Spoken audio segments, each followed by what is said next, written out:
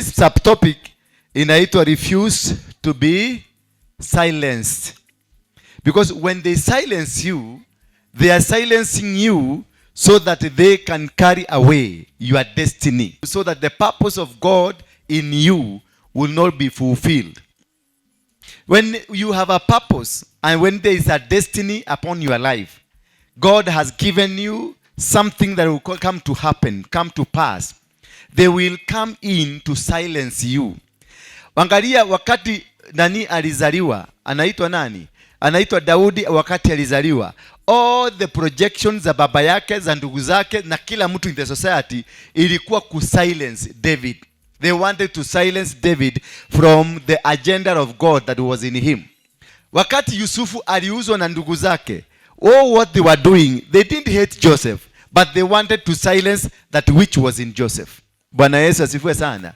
When the king declared that all children be killed, all men children be killed, it was not that they hated Moses, because they even didn't know Moses. 2 Kings chapter number 4 verse 2. It is a story about the woman who had lost everything. Alikuwa hana chochote. Alikuwa hana chakula. She was jobless. She had nothing. But kuna kitu alikuwa nao. Elisha replied to her, "How can I help you? Tell me, what do you have in your house? Your servant has nothing there at all," she said, "except a small jar of olive oil." Problem and challenges zilikuwa zimesilence huyu mama. Shida na matatizo, ukosefu na kuishi katika maisha ya upweke, this had silenced this woman. But when the man of God Elisha came, alimuuliza, "What do you have?" Yeye alimwambia, "I got nothing. Ni kibuyu tu cha olive oil kiko kwa nyumba. I got nothing." Meaning, maisha yake yalikuwa yamefika mwisho na hakuwa na kitu hata kimoja ambacho anaweza kujivunia. Maana alifikiria mtumishi wa Mungu anaenda kutembea kwake. Elisha said to him, "Go around and ask all your neighbors for empty jars. Don't ask for just a few. Don't ask for just a few." Alimwambia, nenda tafuta vibuyu vingine, nenda kwa neighbor uwaombe kila kitu. Ask for anything that you see in your sight. Anything utakutana nayo chukua. Bwana Yesu asifiwe sana. Huyu ni mtumishi wa Mungu alimwambia. Because shida already ilikuwa imesilence huyu mama. Shida ilikuwa imekamata huyu mama. She had nothing to do. Akati mtumishi wa Mungu alipokuja, akamwambia, mimi sina hata kitu. Sina chakula. Kwa hivyo alikuwa nadhania kuna kitu kingine labda. Lakini alizungumza kutoka kwa moyo wake, "I don't have anything." Naye mtumishi wa Mungu akamwambia, "Go ask from the neighbors. Waambie wakupatie vibuyu. And don't ask for few." So when you are asking for the blessings of God, you just don't ask for few. You ask for the plenty of God. Because God is God of plenty. God is God of plenty. He is an abundant God. Ako na vitu nyingi. Kwa store ya Baba kuna vitu mingi ambavyo vyote vitapatikana. Ukiangalia story nyingine ya mtu anaitwa Bartimaeus, had two problems. Bartimaeus, mmesikia hiyo story ya huyo jamaa anaitwa Bartimaeus. He had two major things that revolved around his life. And this Bartimaeus had two problems. One, he was blind, and number two, he was poor. Hallelujah. He was blind. Bartimaeus alikuwa kipofu na alikuwa mtu maskini. Lakini ukiangalia sana utambue, he was poor man not because he was a poor man. You may be facing a challenge in your life. You may be having no money in pocket. You may be having no marriage. You may be having nothing. You are not in that situation because you are poor. You are not poor right now because you are poor. Nobody was born a poor person. But because of the situation you are in, it has caused you to be poor. Bartimaeus was not a poor man. Hakuwa mtu maskini.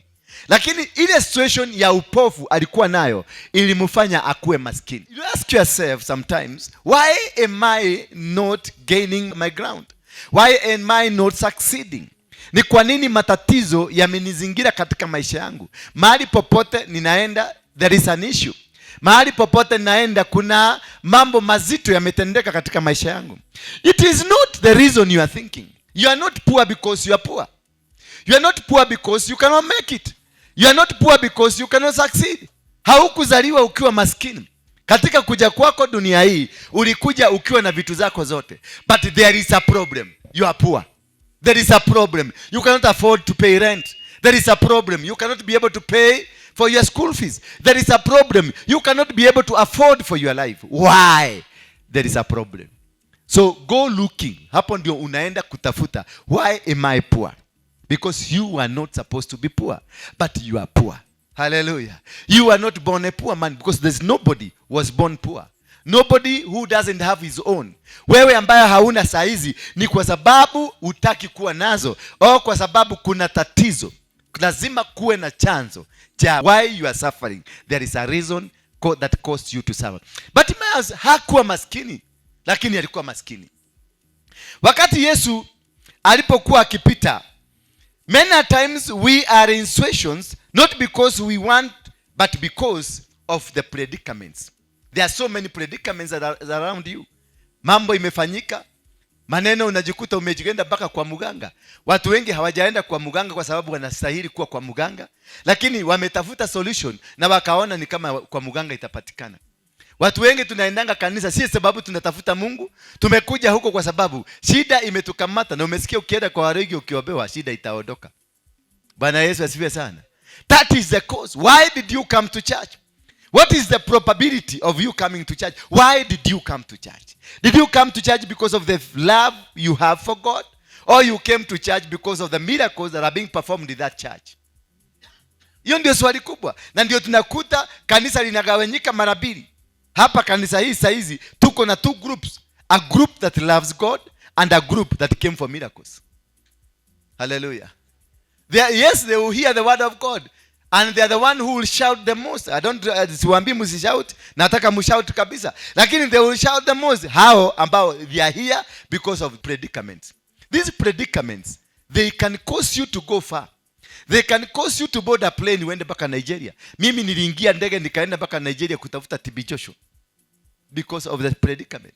Niliingia ndege nikaenda mpaka South Africa kutafuta Lukahu because of my predicament. Niliingia ndege nikaenda mpaka America kutafuta Benny because of my predicament. And all these men I met, na tulikaa chini na tukadiscuss, but they never heard my solution. I never got anything from them. I went to TB Joshua, I stayed there. He was my great friend. Alikuja akakuwa rafiki yangu wa karibu sana. Before he died, he wanted to tour Kenya. And he was coming because of me. But it didn't work. I had gone there because of predicaments ambazo nilikuwa nazo nyingi. But wakati nilienda huko, alinipiga touch, nikaanguka chini na nikarudi. The same problem was waiting for me at the airport. Nikaenda nikakutana na Benny. We stayed with Benny for 3 good hours, discussing issues, talking to me, blessing me. But as nikiingia tu kwa ndege, problems zininiuliza, mumemalizana? Twende sasa. Nikakuja to face the same challenges. Nikaenda kwa Lukahu. Na huyo mwingine anaitwa nani? Bushiri. Nilienda kwa South Africa, not here in Kenya. I went to South Africa. Because niliona kwa TV nikaona hawa ndio wako na dawa. Haya ndio mekwalia kigoke mwe. Nikaenda kwa Bushiri nikamwambia kigoke mwe tu. Akaongea neno moja, halikufanya kazi. Nikaenda kwa Lukahu, neno moja, halikufanya kazi. Nikatoka huko nikiwa disappointed. Only that one word ikakuja kuneno hapa na Harrison Nganga. Bwana asifiwe sana. Kumbuka nimelipa ndege Amerika, nimelipa Nigeria, nimelipa South Africa. Only to come and walk from town nikaingia hapa. Walking. Pale town pale ako saizi. Walking. Not paying anything, just walking. Na nikapata solution yangu. Bwana asifiwe sana. So before you go asking what could be it, find first how did it come. Before you ask what could be it, ask how did it come. Because before it is, it was. And there is a genesis of the problem you have. Kuna shida iko mahali na kuna the genesis, mwanzo wa whatever you are going through iko mahali fulani. Inaweza kuwa na mzazi wako, inaweza kuwa na wewe, inaweza kuwa na eneo ambalo unaliishi. Na kila forces ambazo ziko huko, zile ambazo zimesababisha hiyo shida yako, what they will do when you try to rise up, they will try to silence you, because once you rise up, you will speak about them. Once you rise up, they will know you. Once you rise up, utakuja kujua ni wakina nani. So whatever they must do, na whatever huanga wanafanya, is to make sure they either kill you or silence you. Bwana Yesu asifiwe sana. So be very careful. Ni wapi unaenda kutafuta solution? Maana unaweza kwenda kutafuta solution ndio unakutaka kanisa kama hii, unakuja ukiingia pale, waliokuroga ni Wakristo wenzako. Na ulirogewa wapi? Ulirogewa Imolo ama ulirogewa Nakuru ukiwa mtoto mdogo. Sasa ukuja hapa Nairobi usikie kuna Waruinge mahali fulani, unakimbia huko. Watu wa kwanza watakao kupiga ni watu wa hii kanisa. Utakuta kisekretari kibaya, utakuta kiasha kibaya, utakuta kisecurity kibaya, utakuta kipasta kibaya. Lazima utakutana na wao. Maana sosi ya shida yako, ulikuwa kanisa fulani ukiwa CU, inaitangwa CU, Christian Union. Hapo ndio maisha yako iliharibikia. Hawao ndio walikugoga. Na wao walikugoga, walikuwa ni spirit iliingia ndani yao, wakakugoga. So umekuja Nairobi, umefika Nairobi, umekuja kwa Waruinge, utakutana na wao lakini in different shape. Nao ndio watakugoga. Ndio unaingiaga kanisa 3 days 4 5 days. Utaki kuona hiyo kanisa tena, because unasikia kwa ma-TV na kwa ma-radio hiyo kanisa iko na sifa kubwa, lakini ingia ndani ndio utajua hakuna sifa huko. Ni radio inatagasa na ni TV inatagasa. Ingia ndani ukuta kuna manyoka ndani na kuna machura na kuna mafisi wamejaa ndani na kuna manini crocodile zimejaa huko, zinakugojea tu na mdomo. Ukiingia tu hivi unakutana na pasta mbaya kuliko shetani. Ukiingia hivi unakuta Asha ako na mudi zake zote anakuwekelea. Ukikuja napata sekretari pale, huyo hata ni mbaya. Hata shetani anasemanga, "Ushoti wako, mugetarado, ushoti wako." Bwana Yesu asifiwe sana. Unaingia unakuta sasa pasta mwenyewe. Huyo namuonaga kwa TV. Unakuta amevaa sura ambayo inakaa kama ni ya shetani mwenyewe. Anakuzungumzia maneno, unasikia kutoroka. Unarudi. Why? Because the predicament that has caused you to come, they are church based. That is why they came to haunt you. Walikuja kukungojea kanisani, wakajua unakuja kanisani, walikuja kukutegea huko. Maana kilicho kuanzishia vita kilitokea ndani ya kanisa. Bwana Yesu asifiwe sana. So they will come here to wait for you. The same spirit itaingia huyu, iingie huyu na iingie huyu. Watakutangojea hapa. Kufika tu kitu watakuita. Mimi yo mama venye aliingia hivi, niliona ni devil worshipper. Hallelujah. Venye nilimuona hivi, angalia venye amejipaka, venye amekaa. Huyo ni devil worshipper. Mimi hiyo hapana. Na tutikomwete kilione muhujia. Ndekuwa na muhujia. Ani omokete kugwithia muhujia. Wengine sema huyo mama ni maraya.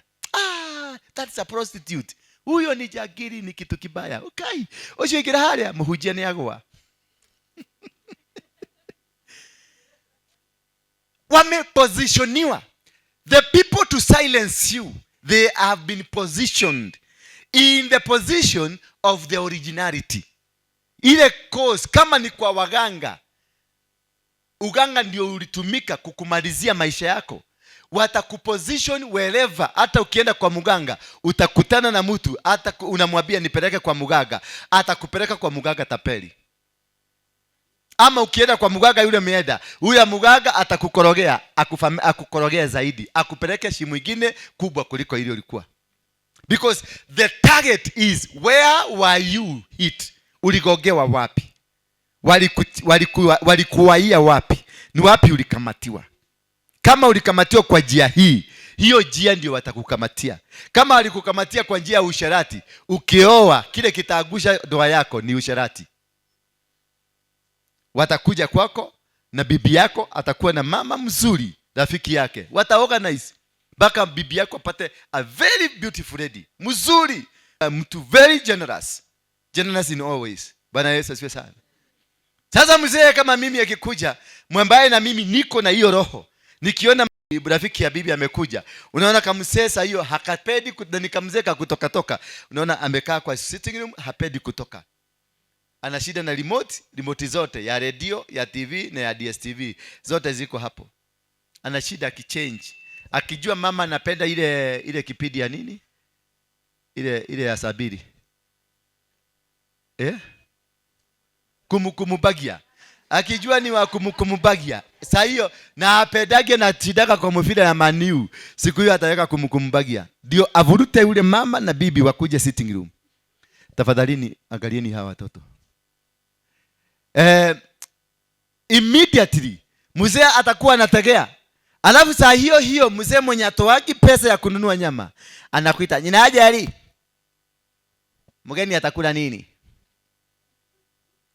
Ati tumepika ugali na boga. Hiyo boga iko na nyama. Ati hatukuwa na pesa. No way. Si kunya venye mgeni anaweza kuja kukosa kula nyama. Kuja kibiria nyama. Acha mgeni akiangalia jiko. Kibiria nyama. Na hujawahi for your whole life kutumwa nyama ni mzee analetage. Lakini leo unaambiwa mgeni abaki nini? Because kuna arrangement anataka kuchukua namba ya mgeni. Ukikibia hivi unaona mzee ameruka kitchen na anambia, "Hey, you are doing a very good job. Oh, food is so delicious." Anyway, how have you been? You know, I've been wanting to speak to you of a certain business. There is a business in Syokimau I want us to do. But now, no, unajua my wife ni wale wa Nyeri na ogopaga kuongea akiwa. Sasa, hebu nisaidie na yaka namba, lakini this is between me and you. Bwana Yesu asifiwe sana. Akichukua kanaba hivi aandike hivi na wa communicate. Sasa hiyo anapiga simu. "Nina ajeri, ni ukinyire bujere." Unakwenda kaotige kukula nyameo. Kwa sababu mission imekamilika. Bwana Yesu asifiwe sana. So unakuta communication ina target the real cause of your problem. Communication ina target pale ulikamatiwa ukiwa msichana, inakuja inaruka, maana inataka kukugoga kwa sababu you are about to get into your destiny. Bwana Yesu asifiwe sana.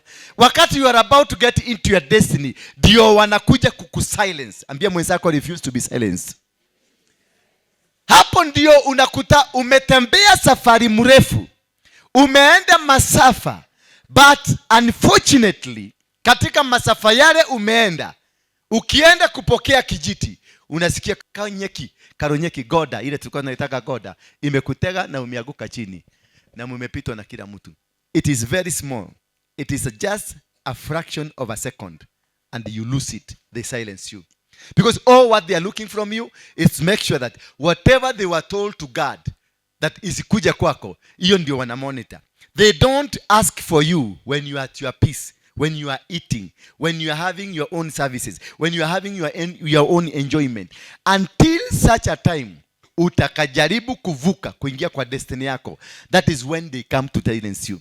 That is when they come to raise a suspicion about you. Ndio unakuta umekuwa maisha yako yote haujawahi gojeka na umepata visa ya kwenda America, green card.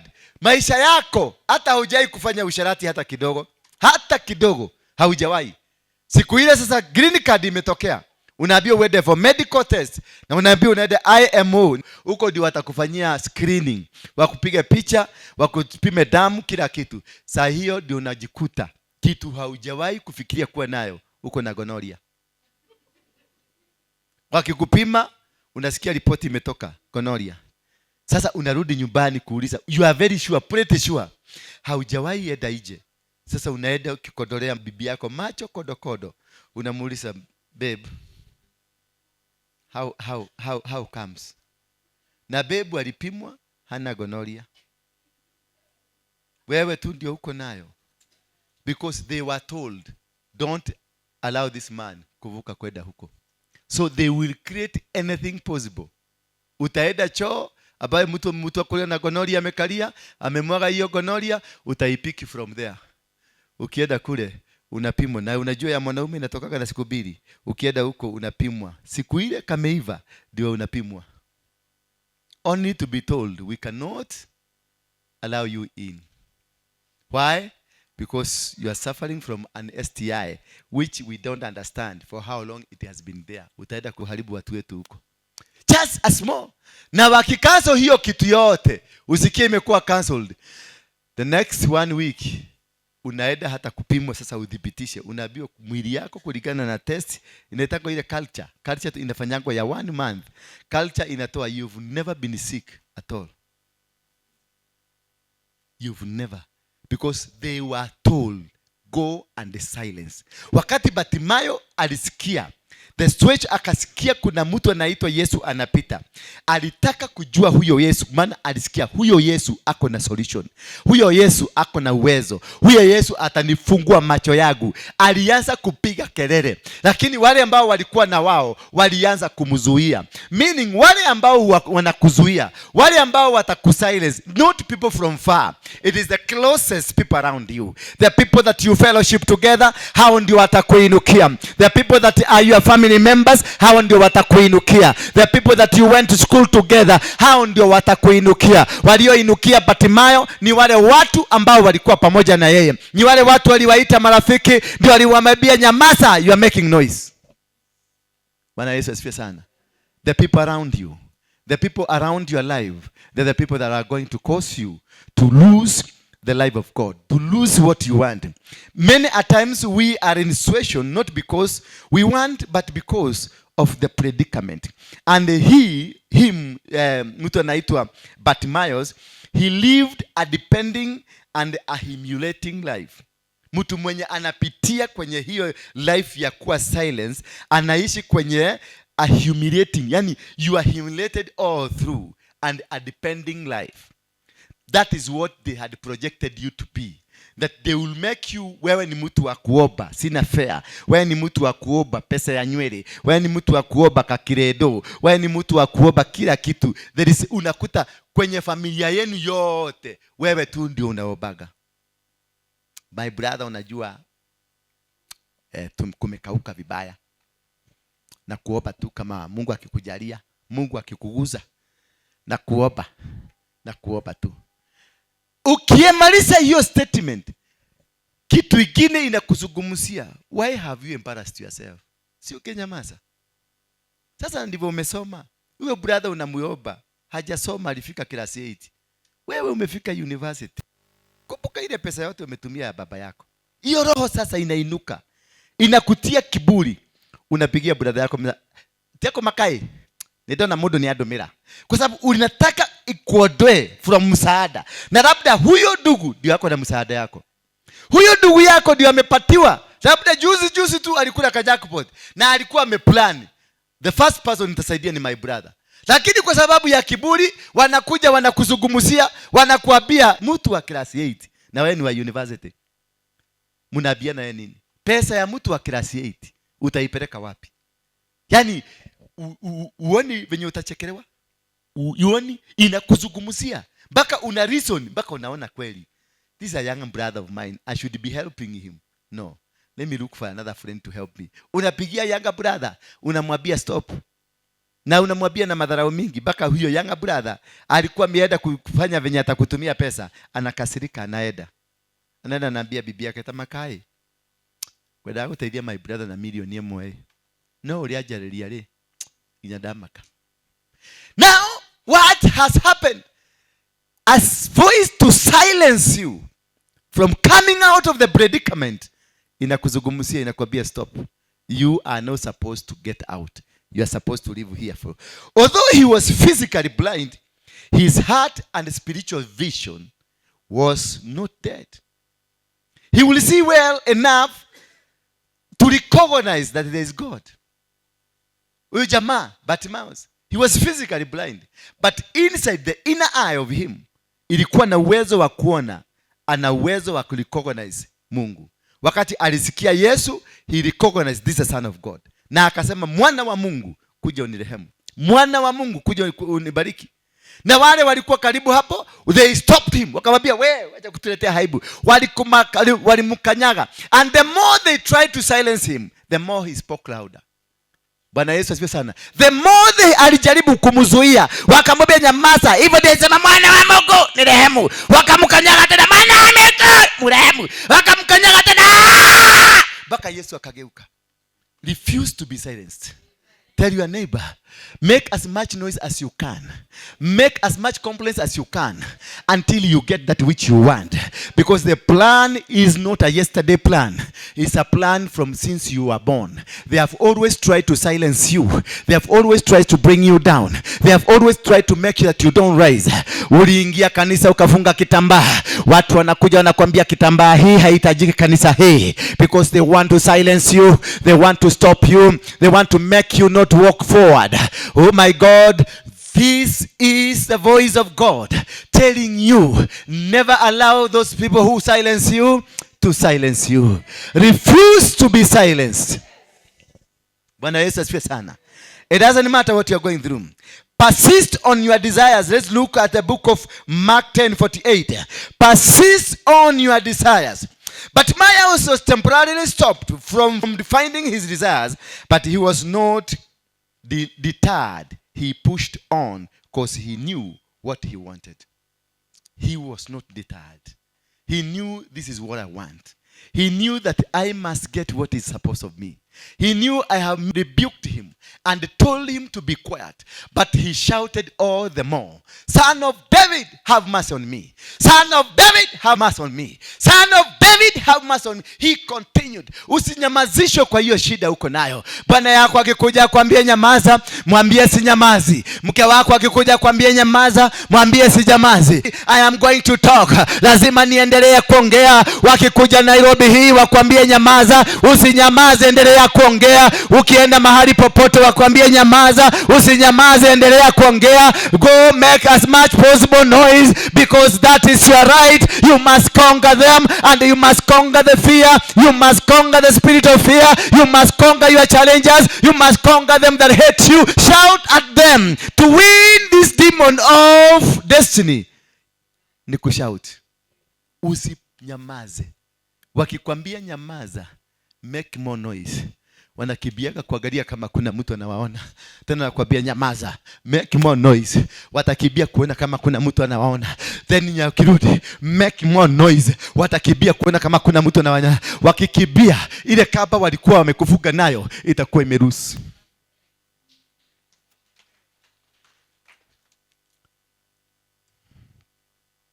He refused to allow anyone make him miss his miracle. So the silence is meant to cause you to miss your miracle. Kunyamazishwa. Kule unaonanga kule Itora. Tunabiyo wete ya utidoke negana. Tia kwa lihorosio. Dirikali ni ukagototaithia. Tia kutetera uhorosio. Wekira. Uniogodhokia. Hapana. Kama unasikia, your inner spirit is telling you, go for it. Go make the noise. Because God is speaking. The voice of God is speaking. Cry to God. Set aside your ego. For you to win in this battle of refusing to be silenced, weka ego yako kando. Bwana Yesu asifiwe sana. And face the challenge head on. Put aside your ego. Tiako na niroshonoka. Ati mimi nilikuwaga kiongozi. Sasa mimi nikienda sasa watu watanichukulia nini? Hapana. Go and make your case out there. Do not allow them to control your emotions. Do not allow them to control what you are doing. Go and stand still. Make your case known. Put down your ego and go there. That is the only thing that can make you succeed. Put your ego down. Hako kama ligo na kuwaga nao, weka chini. Number 3, cry to God based on his merit and not on your own. Cry to God based on God's merit, not your merit.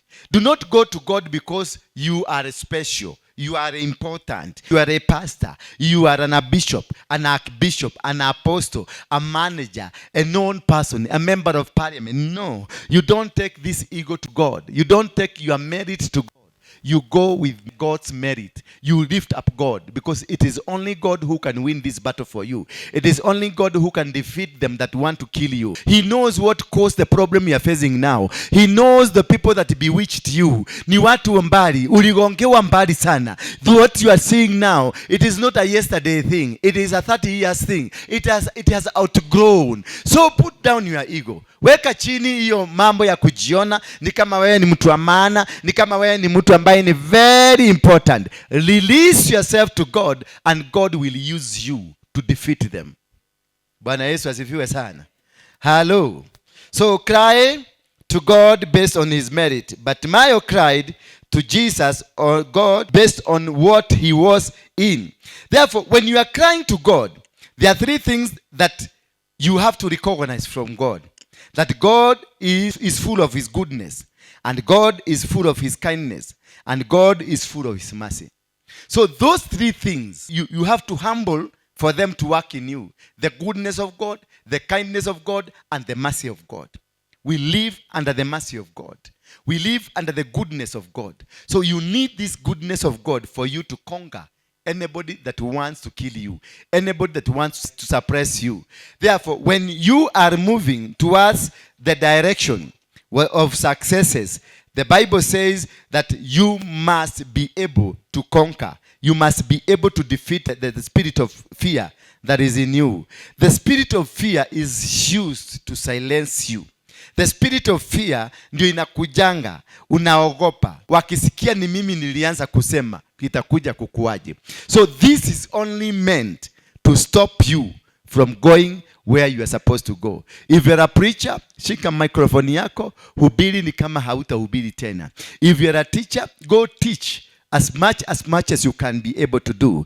If you are an advocate of anything, just go and advocate it. Don't fear. Kama umefinyiliwa, shout it. God is there to help you. Kama wanakusuppress, wamekuona vibaya, just go shout it. Don't fear. Rise up to the occasion. Defeat them. Defeat the fear as in you. Washinde chochote ambacho kinaweza kukudhuru, usiweze kufaulu. Hawa watoto, they were silenced, that ni machokora. Hiyo ndio uchafu yao, ndio uvundo yao.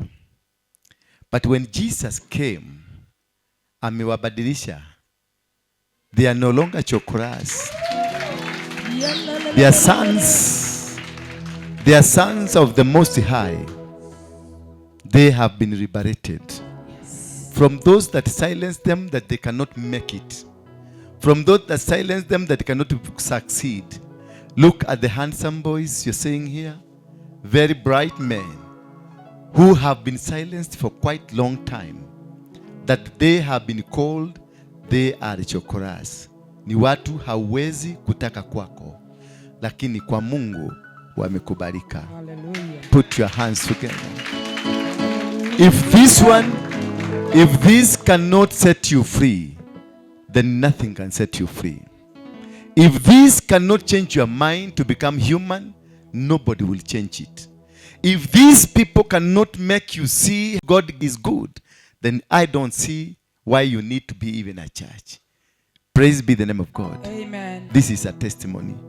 A living, they never expected today they are going to be as clean as this.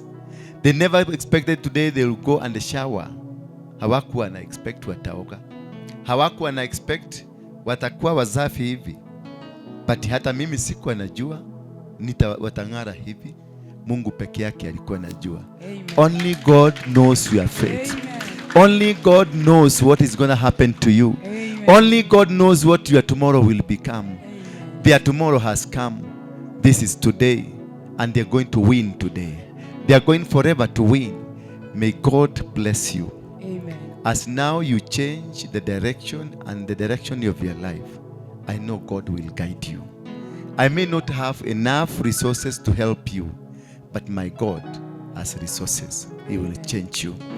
I may not be able to successfully do what you really need, but I know in the name of Jesus, you will succeed. I was like you. I used to smell like you, but today I'm a source of hope to many people. Many thousands of people have gone through my hands and they have succeeded. I know also that you will succeed. God will help you as you go out. God will help you as you come in. Your stores will be full. Your pockets will be full. You will be in plenty. You will succeed in whatever you endeavor to do. You will win every battle in your life. Whatever you place your hand on, God will make you prevail. Now, I know you don't have a place to sleep. Do you have? Nimeuliza, you don't have a place to sleep. Ulikuwa unalala wapi? Nje. Is that not a place? It is a place, but where do you come from? Kwanyu niko? Kirinyaga County. Kirinyaga wapi? Unajua nyumbani? Yeah. Kabisa. Wewe unaitwa nani? Isaia Kuria. Saya? Kuria. Cyrus Kuria. Isaia Kuria. Noe kwanyu mushi? Neko? Naikuru ko? Wewe Njoro. Watu wa Njoro? Wewe? Kwa kina mama nilikuwa nasikia ni Nyeri. Kwa kina mama yako? Ni Nyeri. Na sasa unasikianga ni wapi? Kulibadilika? Huko hatujaienda huko. Ulizaliwa wapi? Kayole. Kayole. Umezaliwa Kayole? Akakufa akazikwa Rangata. Wakazikwa Rangata. Nani na nani? Mama. Na nani mwingine alizikwa? Hakuna. Kwa tu na mama pekee. Na baba yako? Hatumjui. Na ndugu zako? Ndugu zangu mmoja alienda nasikia ako Mombasa. Sister yangu mwingine ako Nakuru. Sasa wewe unalalanga wapi? Nalanga hapa Ngara. Ngara kwa nani? Huko tu kwa zile nini zilijengwa za Kanjo. Za Kanjo? Hapa chini? Ya wewe? Niko tu Kisumu. Kwenu ni Kisumu? Wajaluo in the house from Kisumu dala. Unaishi wapi? Ngara. Ngara. Ulikujaje Nairobi? Mimi nilikuja huku tu. Na nani? Ulikuja na nani? Na brother yangu. Brother yako anaishi wapi? Alipotea huku. Ako huko mumu? Thank you. Hizi sasa chukueni hizi vitu zenu, zishike na mkono, muzitoe mpaka pale kwa murago alafu murudi. Mtu ashike, chikieni nyote. Mkifika huko museme shida isiwahi rudi kwangu tena. Ubebe tu, upeleke mpaka kwa ile mlango. Wasidikiseni watumishi. Muzidikishe mpaka pale mkinena maneno mkisema. Alafu murudi hapa.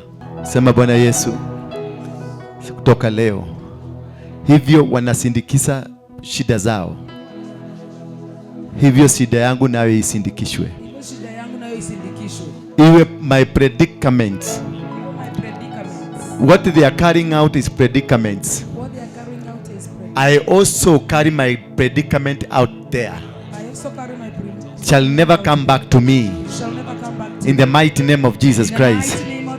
In the mighty name of Jesus Christ. Fadhili zako Baba ni za milele.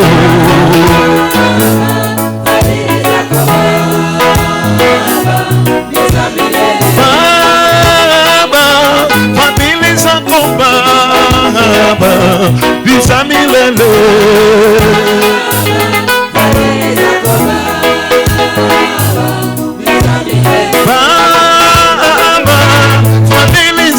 Baba yangu Yesu ni za milele.